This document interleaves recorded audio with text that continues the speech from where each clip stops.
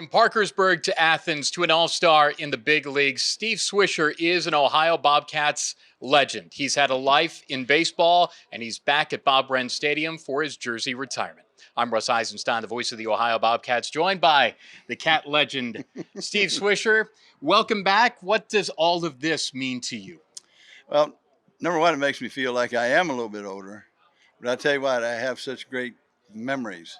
When my season started here, it was completely different. It was a mess. I was a shortstop. They were talking about moving Mike Schmidt to third. They were looking at me at the end of the fall ball. Coach Wren said, "Go home and ask your parents what they'd think of you as being a catcher." I never caught in my life. And my dad's first comments were, "What the hell did he say?" And the second one was, "Hell no." So I came back with this great speech to tell Coach Wren, and we got face to face. He put his hand on my shoulder and he said, "Swish your catching gears in the locker room. You're going to work out 30 minutes up top with a graduate assistant named Bill Gator Young." He passed away within the last year. He was a retired state trooper, and I'm very, very thankful that I crossed his path because he taught me a lot of little things that you can build on. But that was the beginning, and I talk to kids today, but I didn't play. Yeah.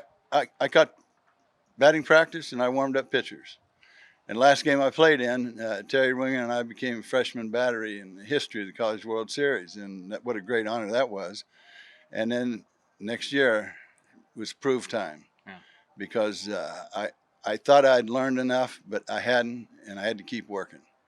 And I had a love affair because Bob Wren and the 1970 team really turned my life around, and I'll always be grateful. We'll talk about a lot of that, but let's go back to the beginning and being from Parkersburg. When did you realize that baseball was a special talent that you had? Well, you know what? My first love was football. Okay. And I had a concussion my senior year in high school where I was blinded for 2 days. So that sort of got my attention, and the doctor said if I took another blow to the head. And so my big offers went down, and Coach Wren had come to a game here in Athens at Parkersburg Post 15, was playing the Athens team on a Sunday, and he watched the game, and afterwards he asked me if I'd be interested in coming here to play baseball. Well, I'd known who he was, and I knew he had one of the best Eastern programs in cold weather there was. Sure. So after going through all the other stuff, I thought, well, you know what? This guy's got a great program. He's put a lot of guys in pro ball. But I get here and he wants me to catch. And, man, I was going to quit school. I was going to join the Marines. My parents found out, came to school, and my mother made me swear to God I wouldn't drop out of school. So I made it as a walk-on to the basketball team, and then I started working out in baseball. And those guys on that team sort of took me under the arm. Trust me when I tell you, they put me through the ropes too. Yeah. But I earned my way. And I think that's one of the things, talking to the men today, you know what?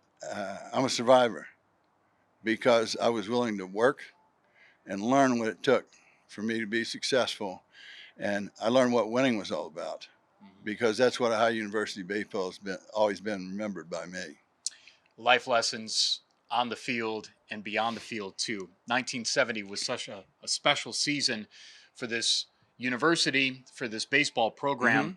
Joe Carbone told me that you guys knew that you were going to call your maws from Omaha. Call your maw from Omaha. And you did. Won 2 games there in the College World Series too. When you look back on 1970 and the team that you had and the success that you had and the ride that you had, what sticks out to you? Well, the number one thing was that's the greatest baseball team in the history of Ohio University in 1970. And I'm not putting anybody else down, but that group in 70, not only physically but mentally, they wanted to be champions.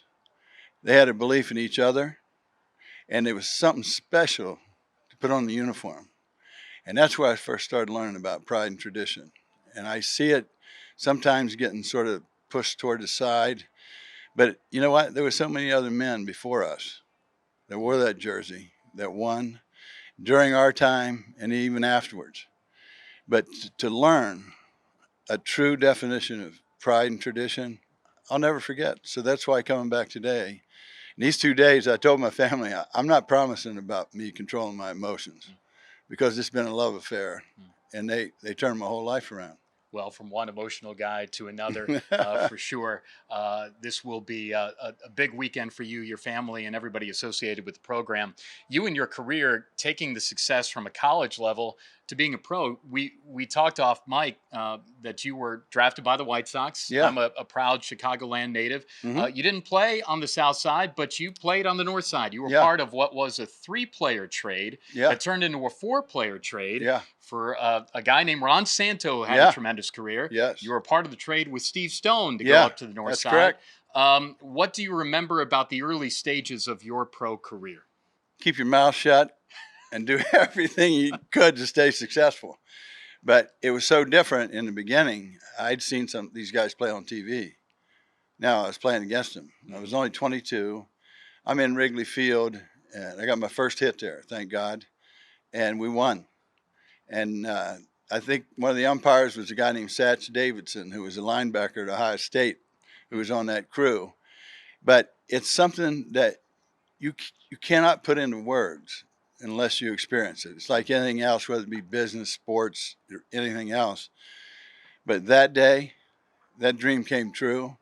And I remember Don Kessinger telling me, he goes, Swiss, you started off good, you know, and I'm sure you're happy to be here. And I go, oh, Kess, you know I am. And he goes, well, Swiss, I just want to tell you, it's going to be a lot harder to stay here. Well, you stayed there, and not only did you stay there, you were an all-star Yeah. for the Cubs. What did that mean to you? It was a lot. I mean, it was just, you know, you think about and you dream about, but you got to be willing to work and learn who you are and what it takes for you to be successful. You know, there were two things. One, when we went out to take batting practice, you know, Schmidt and I were on the same team. And he's gone on to legendary, I mean, a Hall of Famer. He's the greatest baseball player ever came through here. And I've always said that the 3 greatest athletes ever played with or against were Schmidt, Dave Winfield, and a guy named Gary Templeton. But I learned a lot, but I also learned the definition of survivor, because when you go to the big leagues, you're trying to take somebody else's job. Yeah. So you got to stay on top of your game all the time. And there's things that happen in free-for-alls and injuries and this and that and everything. But if you're going to stay, you can never lose the love you have for the passion of the game.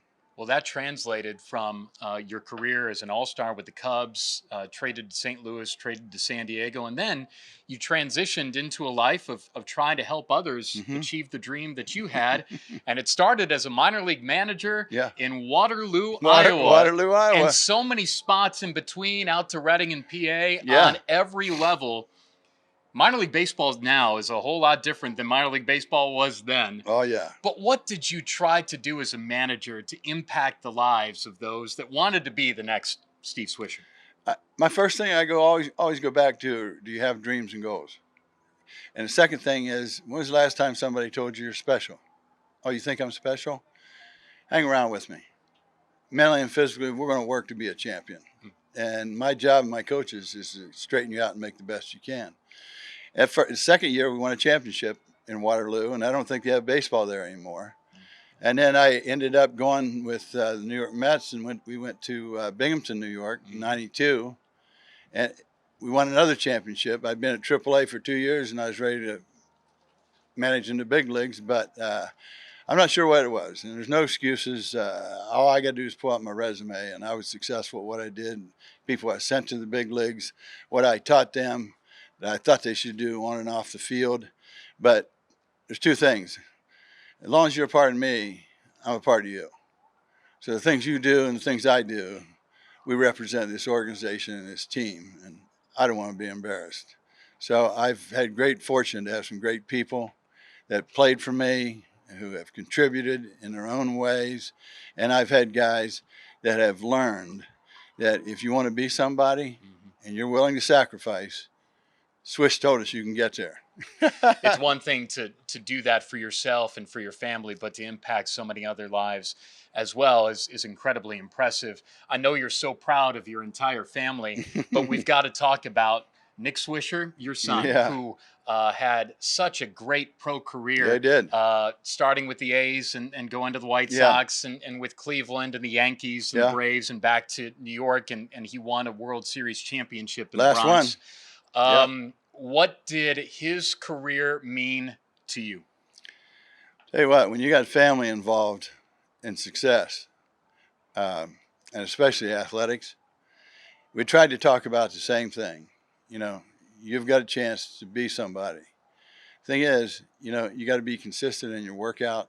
You got to be consistent in who you are and what it takes for you to be successful. He was never hesitant on any of that stuff about working. And the funny part about it is when he was younger, in the wintertime, you know, I had him hit from both sides. And he goes, I don't want to hit from the left side anymore.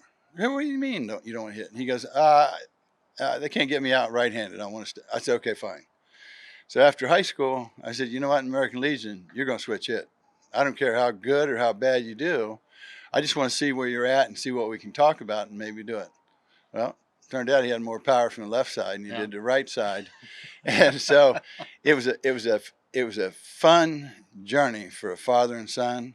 But when you go to a game, a big league game, and your son, I remember when they beat the Phillies in the 2009 World Series. I'm sitting there and I see my son run out to right field in Yankee Stadium. It was like, I didn't even know what to say. I think it might have been a couple of tears go down my face. Yeah. But I was so thankful and blessed that he understood what I was talking about, and it's a heck of a journey. A bond between father and son with baseball for sure. So, what's Steve Swisher's life like now?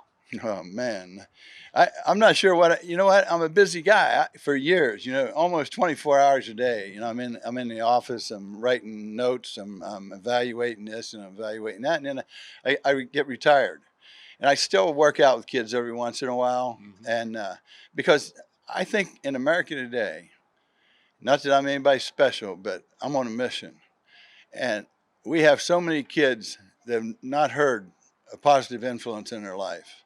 They've not heard people say, you know, you're somebody special. Oh, you really think so? I do think so. But I want you to give it a chance. Or the other thing, they're so afraid of failing.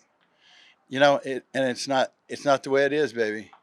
Only one guy that was perfect, and he's up in heaven. All of us are human. We're going to make mistakes. We got to just make sure that that's not a habit. But you know what? If you're willing to work and you're willing to learn and you want the best in your life for you and all the people involved, you're going to be successful. So that's my biggest thing with them. And I want to be a part somehow, just saying, you know what? It wasn't me. I didn't do anything. I just tried to help you along. Too many people are concerned about who gets the credit, not me.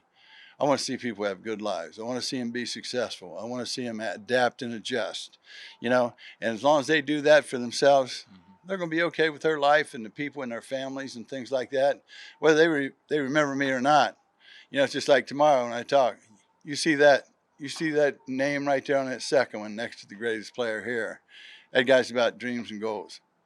And I'm going to tell you what, he's a survivor. Now, if you're willing to make the sacrifice, you can get up there too. But don't talk about it. Just do it, learn, listen, and communicate. Steve, congratulations. Oh, thank you so much for the time. Pleasure's all mine. Thank you, man.